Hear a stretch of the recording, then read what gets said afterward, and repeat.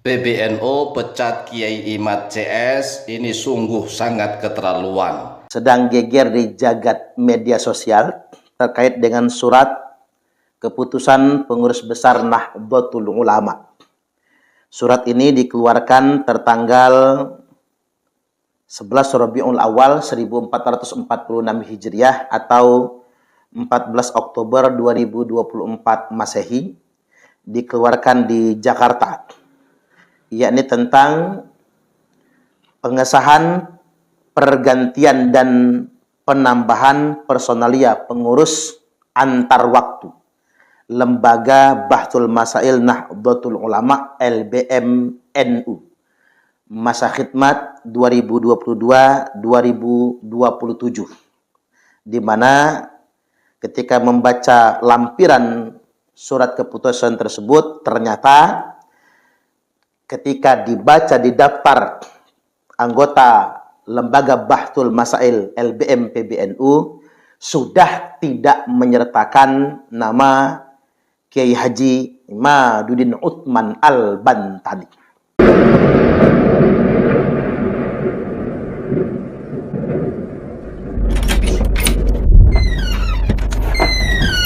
Assalamualaikum warahmatullahi wabarakatuh. Selamat datang di channel yang inspiratif dan informatif, menyajikan data dan fakta dengan menyandarkan Al-Quran dan Sunnah sebagai tolak ukur kebenaran secara kritis, adil, dan mencerahkan.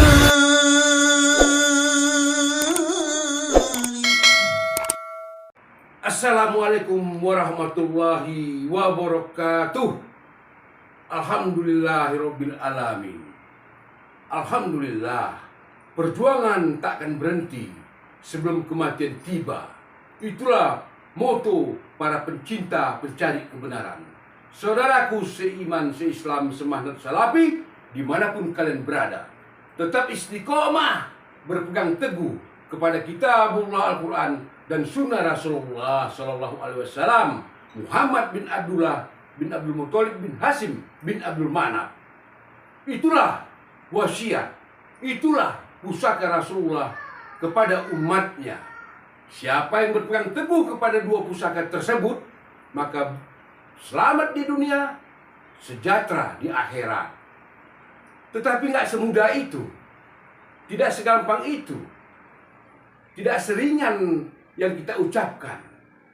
Godaan, rintangan, ujian, halangan datang silih berganti untuk menghancurkan prinsip moto hidup kita berpegang teguh kepada kitabullah Al-Quran dan Sunnah. Saudaraku seislam, semandat salafi, teruslah berjuang dengan yang kau mampu. Tapi ingat, jangan melanggar konstitusi negara, jangan melanggar undang-undang negara. Berdakwah, menyampaikan kebenaran, amar ma'ruf nahi munkar, itulah jalan kita. Bertoleransi, berdampingan hidup dengan berbagai agama di luar Islam, tidak ada larangan untuk itu. Tidak ada hukum-hukum yang melarang apabila kita bermuamalah, bermasyarakat. Itu harus kita lakukan sebagaimana dilakukan oleh Rasulullah Sallallahu Alaihi Wasallam dan para sahabat di masa hidupnya. Bagi pejuang-pejuang, pencari kebenaran, pecinta kebenaran, tetaplah kobarkan semangat juang Anda.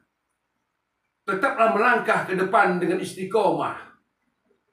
Jangan tergantung kepada manusia sebagaimana yang dilakukan oleh para pejuang-pejuang di zaman penjajahan Belanda kafir.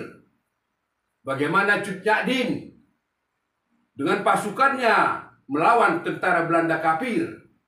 Bagaimana Tuan Kunan Renceh di Minangkabau. Bagaimana Tuanku Imam Bonjol. Mereka menghadapi dua gelombang besar, kaum adat, kaum tradisi, dan kaum penjajah. Hari ini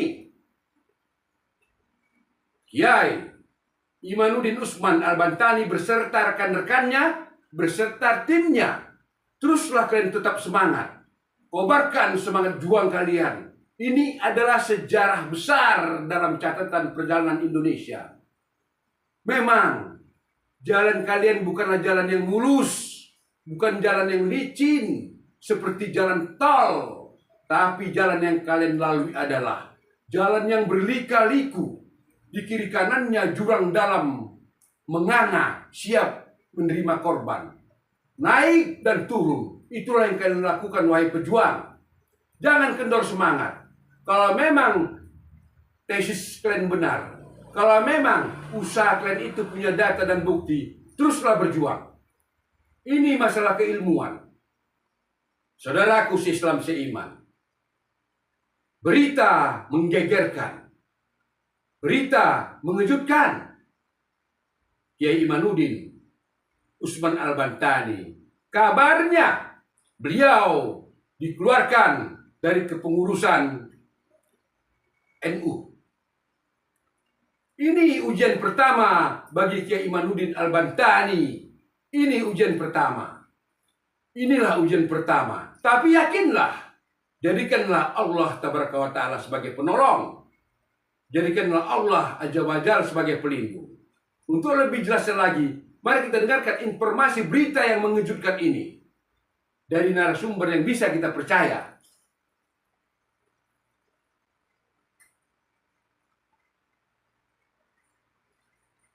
Sedang geger di jagat media sosial terkait dengan surat keputusan pengurus besar Nahdlatul Ulama. Surat ini dikeluarkan tertanggal 11 Rabiul Awal 1446 Hijriah atau 14 Oktober 2024 Masehi, dikeluarkan di Jakarta, yakni tentang pengesahan pergantian dan penambahan personalia pengurus antar waktu Lembaga Bahthul Masail Nahdlatul Ulama LBM NU masa khidmat 2022-2027, di mana ketika membaca lampiran surat keputusan tersebut, ternyata ketika dibaca di daftar anggota Lembaga Bahthul Masail LBM PBNU sudah tidak menyertakan nama Kiai Haji Imaduddin Utsman Al-Bantani. Jika benar surat ini benar-benar sudah dikeluarkan oleh PBNU, dan jika benar memang Kiai Imad tidak lagi disertakan menjadi anggota LBM PBNU, dalam tanda kutip kita mengatakan beliau dipecat atau dikeluarkan dari LBM PBNU, maka saya ingin tegaskan bahwasanya dikeluarkannya Kiai Imad atau sederhananya pemecatan Kiai Imad ini terjadi menandai satu abad Nahdlatul Ulama. Berarti memang qadarullah, ini sudah kehendak Allah Subhanahu wa Ta'ala. Sosok Kiai Imad adalah sosok yang memang ditakdirkan oleh Allah untuk menandai satu abadnya Nahdlatul Ulama. Kita hari ini sedang dihadapkan dengan euforia mengenai angka satu abad NU. Tapi jangan lupa sebetulnya di balik euforia tersebut ada sebuah tanda zaman yang harus kita sadari. Kita harus peka dengan ini semua. Kiai Imad adalah mujaddid sesungguhnya, setidak-tidaknya untuk satu abad Nahdlatul Ulama. Sebagaimana sabda Rasulullah sallallahu alaihi wasallam, "Innallaha yab'atsu li hadhil ummati ala ra'si kulli mi'ati sanatin may yujaddidu laha dinaha." Sesungguhnya Allah Subhanahu wa Ta'ala akan mengutus li hadhil ummah, untuk umat ini. Ketika kita menunjuk li hadhil ummah, untuk umat ini, setidak-tidaknya buat kita Nahdlatul Ulama, buat kita kaum Nahdiyin, ala ra'si kulli mi'ati sanatin, di setiap pangkal 100 tahun. Karena kita sudah masuk ke abad yang kedua, di setiap pangkal 100 tahun, may yujaddidu laha dinaha, orang-orang yang akan menjadi mujaddid, pendobrak, pendekonstruksi, memperbaharui, menegaskan ulang din mereka, Artinya memang menata ulang nilai-nilai yang sifatnya sudah terlalu mapan. Ibarat air yang sudah menggenang terlalu lama, dan air itu tidak mendatangkan kebaikan kecuali cuman virus dan bakteri. Dan hari ini memang klaim bahwasanya habaib adalah cucu Nabi. Itu adalah klaim yang sudah terlalu mapan di Nahdlatul Ulama. Dan tentunya ini mesti didobrak. Mengapa didobrak? Karena pada kenyataannya habaib Ba'alwi memang bukan keturunan Nabi. Dan tandanya memang Kiai Imad merupakan sang pendobrak, sang mujadid tersebut. Buktinya semua kemapanan di NU menolak Kiai Imad. Merasa terganggu dengan eksistensi sang mujadid ini. Ciri mujadid kan begitu. Semua orang yang dalam lingkaran kemapanan akan terganggu semua. Terkait dengan diskursus mengenai nasab Ba'alwi bukan sebagai cucu Nabi. Ini adalah persoalan masyarakat Nahdiyin. Kita tidak bisa menutup mata. Ini adalah gerakan umat. Gerakan Nahdiyin akar rumput. NU kultural yang terus bergerak untuk membangun penyadaran bahwasanya Ba'alwi bukan keturunan Nabi.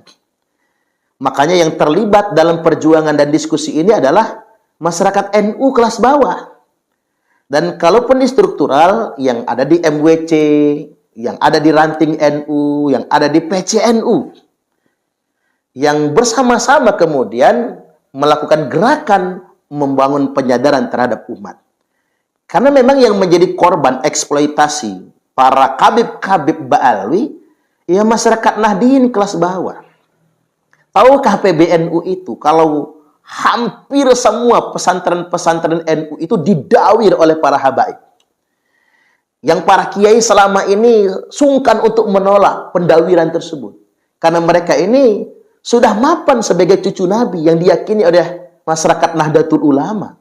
Di kalangan Nahdiyin kan sudah mapan klaim mereka ini cucu Nabi. Selama ini para kiai kita, pengurus-pengurus pondok pesantren, sungkan untuk bersuara karena khawatir kalau mereka ini benar-benar cucu Nabi. Makanya ketika ada kajian yang menyatakan dan memastikan mereka bukan cucu Nabi, semua korban pendawiran, masyarakat Nahdiyin kelas bawah, pengelola-pengelola pondok pesantren bergabung untuk mendukung kajian tersebut. Dan memang agak berbeda dengan NU struktural. Maka pada kesempatan kali ini saya ingin membuat 3 catatan terkait dengan perjuangan Kiai Imad dan masyarakat Nahdiyin se-Nusantara, warga NU se-Nusantara yang mendukung kajian Kiai Imad ini. Catatan yang pertama, apa yang dilakukan oleh masyarakat Nahdiyin akar rumput atau struktur NU yang ada di bawah, ranting MWC atau beberapa cabang yang ada di Indonesia ini, itu semua dilakukan karena memang kecintaan tulus mereka dengan Rasulullah Sallallahu Alaihi Wasallam. Kita tidak mau nasab suci Rasulullah SAW dikotori, dinodai oleh sekelompok orang yang mengaku-ngaku cucu Nabi. Mengapa kita menggunakan kata dikotori dan dinodai? Karena sekelompok orang yang mengaku-ngaku cucu Nabi ini sama sekali tidak bisa menjaga perilaku mereka. Perilaku yang mereka pertontonkan di tengah-tengah masyarakat NU justru kontradiktif dengan akhlaknya Rasulullah Sallallahu Alaihi Wasallam. Maka kita semua warga Nahdiyin di bawah, yang mungkin bagi PBNU bukan siapa-siapa dan tidak ada apa-apanya, tapi kamilah masyarakat Nahdiyin di bawah merasa sangat terganggu nurani kami dengan perilaku kabib-kabib yang justru mencederai nasab suci Rasulullah Sallallahu Alaihi Wasallam. Apalagi ketika kami ngaji, tumma fitnatu sarra, lalu muncul fitnah di zaman kelonggaran, kemerdekaan. Ya zaman sekarang, ketika bangsa-bangsa muslim merdeka, ketika bangsa Indonesia sudah tidak dijajah lagi, kita saatnya membangun dakhanuha min tahti qodama rajulin min ahli baiti. Akan muncul fitnah yang keluar dari bawah 2 telapak kaki seseorang yang ngaku-ngaku dari ahlul baitku, kata Nabi. Yaz'umu annahum minni walaysa minni. Mereka mengaku-ngaku sebagai keturunanku padahal ia bukan keturunanku. Wa innama awliya'iyal muttaqun. Sesungguhnya semata-mata wali-waliku, keluargaku, kata Nabi, adalah mereka orang-orang yang bertakwa. Ketika kita membaca hadis ini, seolah-olah kita disadarkan. Loh, yang tampil di masyarakat NU sebagai cucu Nabi, ini bukan cucu Nabi. Tapi mereka yang hanya mengaku-ngaku saja. Maka tanpa dikomando, tanpa dibayar serentak seluruh Nusantara, warga Nahdiyin dengan keberanian dan modal apa adanya, bergabung, berjuang untuk mencerdaskan umat, mencerahkan umat, mengatakan bahwasanya mereka ini bukan cucu Nabi. Ini semua terjadi karena apa? Bukan karena uang. Mohon didengar para masyayikh di PBNU.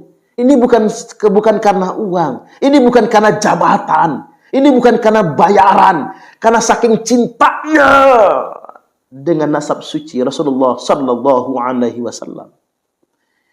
Tak perlu mengajari bangsa Indonesia tentang cinta kepada Nabi, karena kita semua tahu bangsa Indonesia yang walaupun nun jauh dari Mekah pusat Islam di sana, kita tahu bangsa Indonesia adalah bangsa yang sangat cinta dengan Nabi-Nya.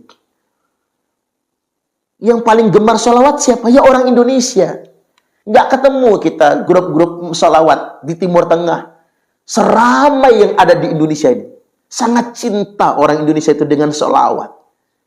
Loh, mengapa orang Indonesia sangat cinta dengan salawat? Karena sangat cintanya mereka kepada nabinya.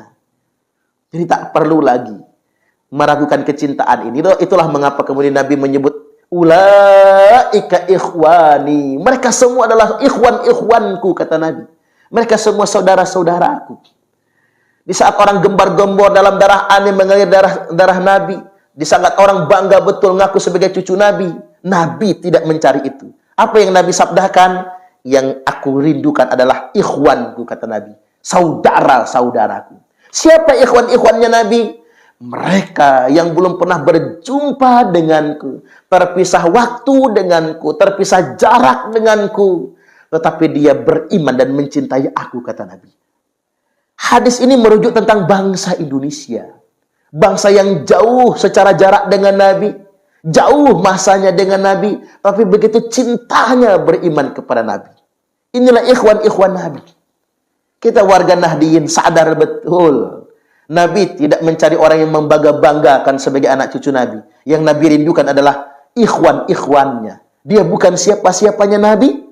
Tapi dia sangat cinta kepada Nabi. Tak pernah berjumpa dengan Nabi. Bahkan tak pernah melihat Nabi. Ini yang dicari sebetulnya.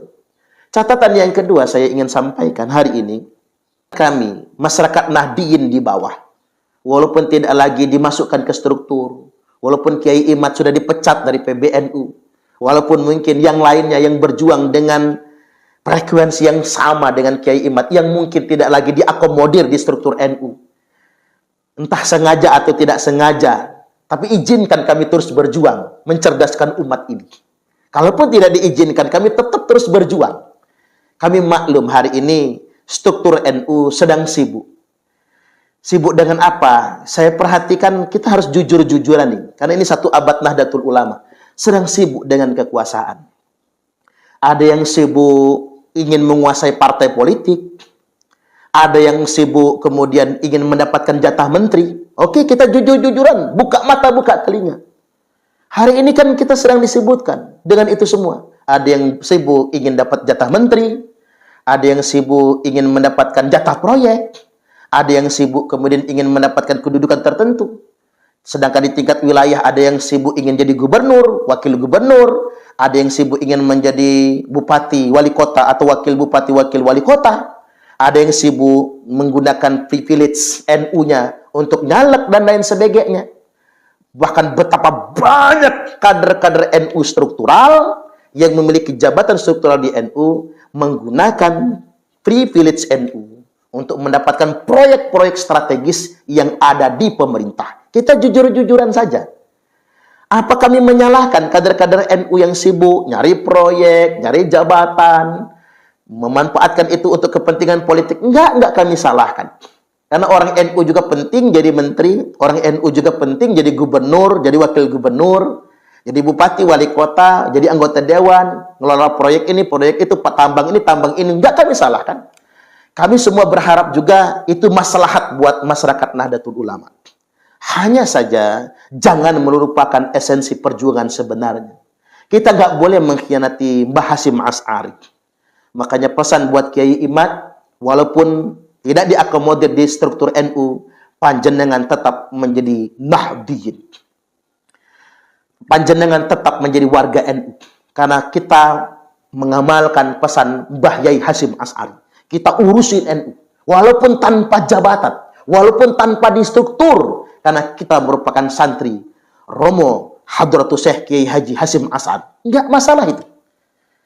Kita berbaik sangka dengan hari ini kader-kader NU yang memang sedang sibuk betul dengan jatah menteri, dengan jatah tambang, dengan proyek ini, proyek itu, menjadi tim sukses dari calon bupati, calon wali kota, calon gubernur, calon wakil gubernur, dan kemudian mendapatkan setidak-tidaknya uang untuk dukung sana, dukung sini. Kami semua maklum dengan itu semua.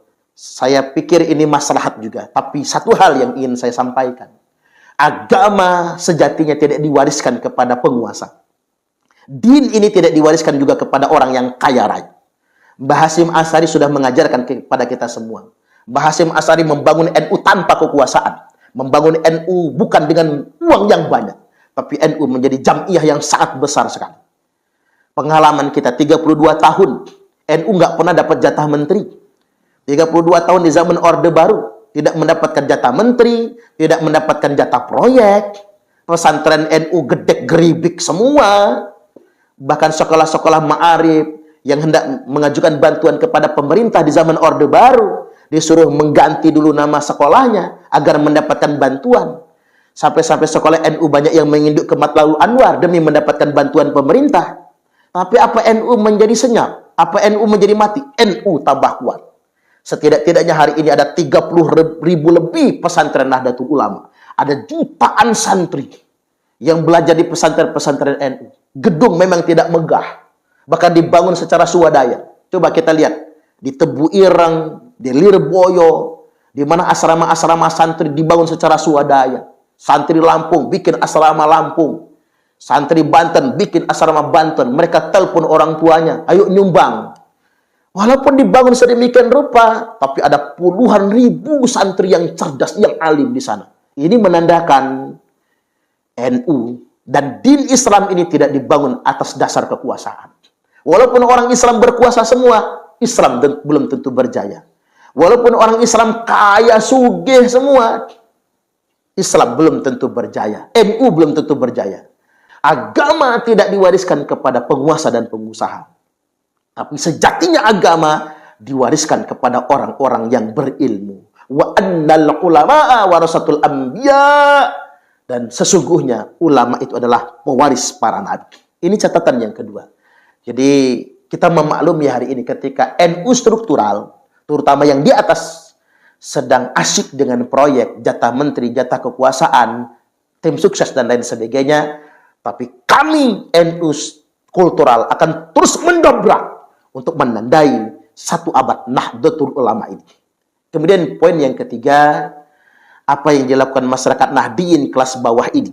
Yang diantaranya ada Kiai Imad, ada Kiai Marzuki Mustamar, ada Kiai Muhammad Abbas Bili Yaksi, dan kiai-kiai yang lainnya, anak-anak muda yang lainnya, ini dalam rangka menyambut 1500 tahun masa Islam. Dari kelahiran Nabi, maka tahun 1446 Hijriah ini terhitung sudah 1499 tahun. Artinya tahun depan sudah 1500 tahun.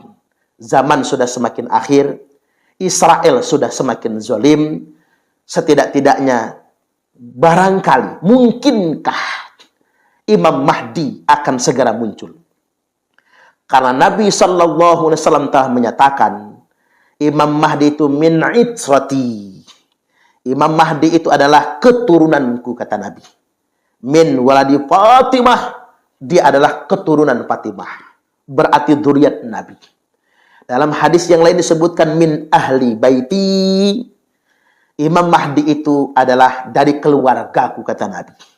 Di mana ismi, namanya adalah namaku, kata Nabi. Wa ismu abihi isma abi, dan nama bapaknya adalah nama bapakku, kata Nabi. Imam Mahdi itu adalah keturunan Fatimah. Imam Mahdi itu adalah itrohnya Nabi. Imam Mahdi merupakan bagian dari ahlul baitnya Nabi. Namanya Muhammad, bapaknya bernama Abdullah. Maka ulama sepakat, wajib memverifikasi siapapun yang mengaku-ngaku anak cucu Nabi, agar tidak ada Imam Mahdi palsu. Jadi kalau ditanya, apa wajib membuktikan Ba'alwi itu, memverifikasi Ba'alwi sebagai cucu Nabi betulan? Iya, wajib. Karena kita sudah di akhir zaman, kita mengantisipasi agar tidak ada Imam Mahdi palsu, orang yang ngaku-ngaku keturunan Nabi, ahlul bait Nabi, padahal bukan. Karena Imam Mahdi adalah pemimpin pasukan umat Islam untuk berperang terhadap kezoliman Yahudi Israel tersebut. Maka mau tidak mau, menyongsong kehadiran Imam Mahdi ini menjadi wajib bagi kita semua memverifikasi siapapun untuk membangun kepastian siapapun yang telah membangun tersambungnya nasab kepada Rasulullah Sallallahu Alaihi Wasallam. Sebagaimana yang disebutkan oleh Al-Hafiz Ibnu Hajar Al-Haytami, yang bagi li kulli ahadin ayyakuna lahu ghiratun fi hadzal nasabi syarif wa dhabatahu hatta la yantasib ilaihi sallallahu alaihi wasallam ahadun illa bihaq. Kita semua harus sensitif menjaga kemuliaan nasab suci Rasulullah sallallahu alaihi wasallam, dan kita yang punya ilmu dan kemampuan seperti Kiai Imad wajib meneliti, memeriksa siapapun yang mengaku-ngaku sebagai keturunan Nabi, dan tidak ada lagi nanti yang berani mengaku sebagai zuriat Nabi kecuali dengan data yang benar. Dan kami ingin ingatkan kepada Bani Ba'alwi, ma min rajulin idda'a li ghairi abihi wa huwa ya'lamuhu illa kafar. Tidaklah seorang yang sengaja membangun penasaban kepada laki-laki yang bukan bapaknya, kecuali pasti dia telah melakukan kekafiran kepada Allah Subhanahu wa taala. Wa man idda'a qauman laisa lahu fihim nasabun falyatabawwa maq'adahu minan nar. Barang siapa yang ngaku-ngaku nasabnya berasal dari nasab keluarga tertentu, klan tertentu, kaum tertentu, termasuk mengaku-ngaku sebagai keluarga Nabi, nasabnya dari Nabi, padahal bukan, fal yatabawwa maq'adahu minan nar, silahkan dia mengkapling sendiri tempat tinggalnya di dalam neraka yang sudah disediakan oleh Allah Subhanahu wa taala. Terus berjuang masyarakat Nahdiyin senusantara, mari kita bangkit menandai abad kedua Nahdlatul Ulama. Kalaupun Imam Mahdi belum muncul di zaman kita hari ini, setidak-tidaknya Allah akan kirim mujaddid. Saya ulangi, kalau Imam Mahdi belum muncul, setidak-tidaknya yang muncul adalah mujaddid setiap 100 tahun. Cuman kalau Imam Mahdi sudah muncul, kiamat sudah mau mendekat. Tapi kita berharap itu semua takdir Allah. Kalaupun tidak, harapan kita muncul mujaddid. Kalau muncul mujaddid, maka usia zaman masih panjang.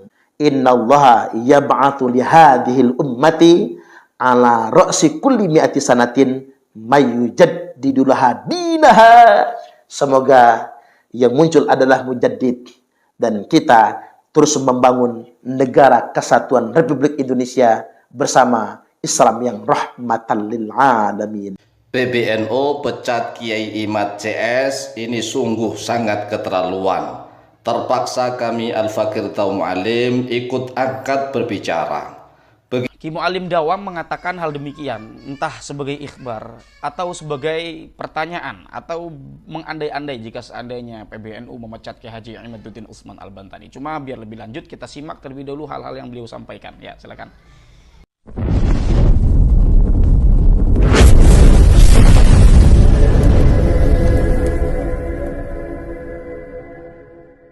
PBNU pecat Kiai Imad CS ini sungguh sangat keterlaluan. Terpaksa kami Al-Fakir Taum Alim ikut angkat berbicara.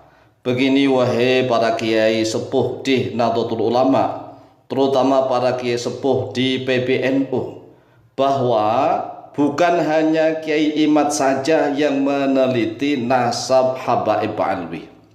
Namun dalam waktu yang bersamaan serentak, banyak sekali kiai-kiai muda NU dan para santri-santri muda NU yang berkualitas ikut serta meneliti nasab Habaib Alwi. Ini digerakkan oleh Allah secara langsung. Allah secara langsung yang menggerakkan hati nurani mereka untuk meneliti nasab para Habaib Alwi. Jadi sekali lagi, bukan hanya Kiai Imat, namun ada Gus Abbas Buntet, kemudian ada Kiai Nur Ihya Surabaya, ada Sayyid Zulfikar Al-Idrisi, ada Dr. Menahem Ali, dan ratusan kiai muda santri NU yang turut meneliti nasab para Habaib Alwi. Jadi sangat salah apabila Kiai Haji Imaduddin Utsman Al-Bantani dituduh sebagai pengadu domba antar warga Nahdliyin. Ini salah besar. Mohon maaf kepada para kiai Nahdlatul Ulama, terutama para kiai di PBNU yang mengatakan bahwa gerakan penelitian nasab Habaib Alwi adalah gerakan adu domba yang digelorakan oleh Kiai Haji Imaduddin Utsman Al-Bantani. Ini salah besar. Salah besar. Lihatlah di medsos, lihatlah di YouTube, lihatlah di Facebook, lihatlah di Twitter, lihat di mana-mana. Ini bukan hanya seorang saja. Sekali lagi, bukan hanya sekedar Kiai Haji Imaduddin Utsman Al-Bantani saja. Ketahuilah wahai para kiai sepuh, bahwa gerakan penelitian nasab Habaib Alwi ini dilakukan secara serentak oleh para kiai muda NU, digerakkan langsung oleh Allah Jalla Jalaluh secara serentak bersama-sama tanpa ada janjian sebelumnya. Jadi para kiai itu belum ada perjanjian sebelumnya, nggak ada janjian, tanpa ada skenario yang direncanakan, tanpa ada perjanjian yang dibuat-buat sebelumnya. Tidak, ini murni, gerakan murni muncul dari hati nurani. Jadi para kiai-kiai muda NU ini di berbagai daerah, hatinya digerakkan oleh Allah secara langsung. Sekali lagi, jika para kiai sepuh menuduh hanya Kiai Haji Imaduddin Utsman Al-Bantani saja yang seolah-olah menggerakkan penelitian nasab, ini salah besar. Salah besar. Lihat sajalah bagaimana Gus Abbas Buntet berapi-api untuk meneliti nasabnya para Habaib Alwi. Lihat saja Kiai Haji Nur Ihya Surabaya. Ini orang-orang yang betul-betul intelektual, rasional. Mereka membawa kitab-kitab, tidak ngawur. Kemudian ada lagi Sayyid Zulfikar Al-Idrisi. Kemudian ada lagi seorang dari intelektual dari kampus, Dr. Menahem Ali. Dr. Menahem Ali ini tidak ada misalnya rencana, kemudian janjian, tidak ada. Semuanya murni, sekali lagi, murni muncul dari hati nurani yang digerakkan oleh Allah Jalla Jalaluh secara langsung. Gerakan ini adalah gerakan murni, sekali lagi, murni muncul dari hati nurani yang digerakkan oleh Allah secara langsung. Jadi Kiai Haji Imaduddin Utsman Al-Bantani itu enggak ada janjian sebelumnya dengan Gus Abbas Buntet, enggak ada janjian sebelumnya dengan Kiai Nur Ihya Surabaya, enggak ada janjian sebelumnya dengan Sayyid Zulfikar Al-Idrisi, enggak ada perjanjian sebelumnya dengan Dr. Menahem Ali, enggak ada perjanjian sebelumnya dengan tokoh-tokoh muda NU yang lainnya, enggak ada. Ini gerakan muncul, ini murni Allah yang menggerakkan. Sebagaimana gerakan Ahlus Sunnah wal Jamaah zaman dahulu, sebagaimana Imam Ghazali memiliki gerakan yang sama dengan gerakannya, yaitu Abu Hasan Al-Asy'ari dan Imam Maturidi. Walaupun Imam Ghazali itu nggak pernah jiplak, nggak pernah nyontek.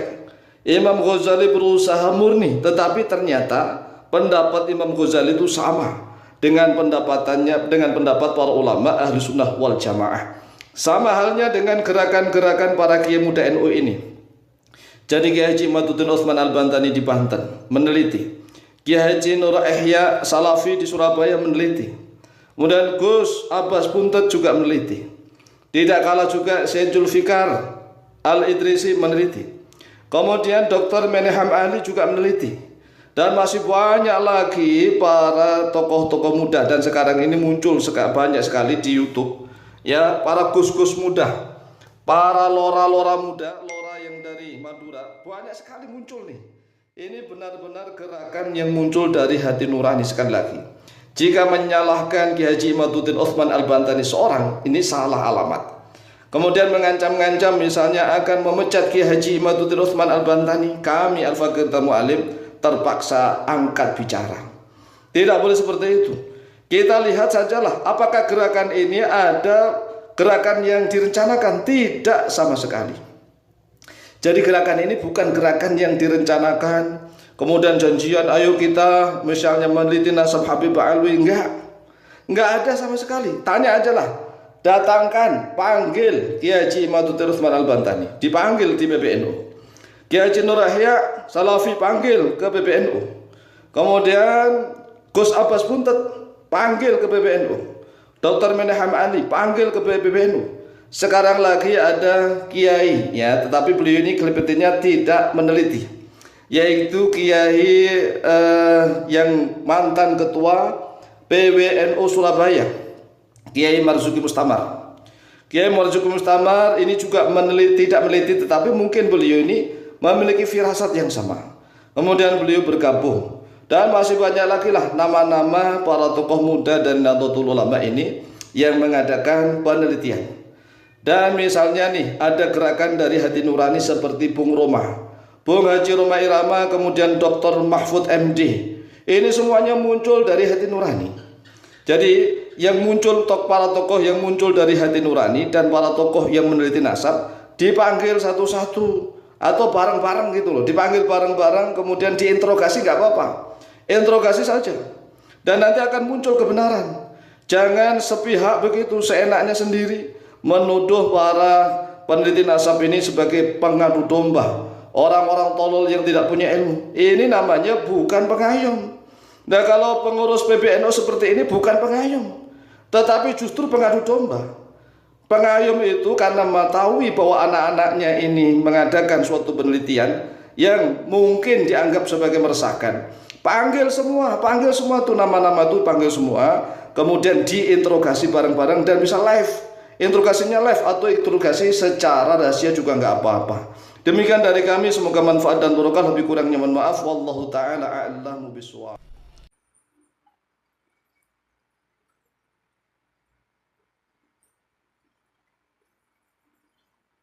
Saudaraku se-Islam, Kiai Imaduddin Utsman Al-Bantani beserta rekan-rekan, teruslah kalian berjuang.